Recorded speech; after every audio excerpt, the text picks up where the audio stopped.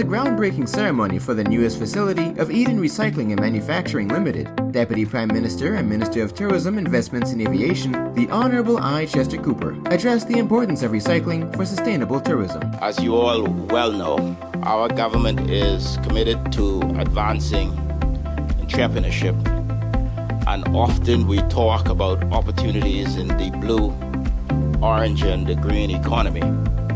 And this is an indication of our support for the green economy, and this therefore intersects nicely, not just with manufacturing or waste management, but certainly is an opportunity for the overall protection and enhancement of the environment as well.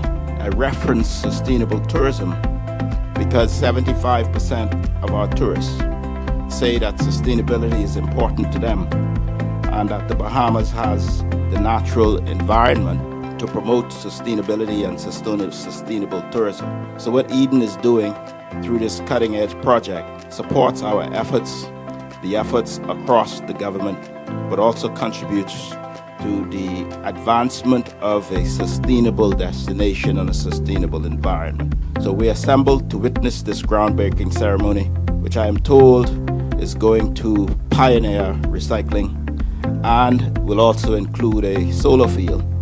I commend you once more for your vision to create a solution to the problem of excess waste generated from the use of plastics, and your belief in the power of innovation and collaboration to drive meaningful and sustainable change.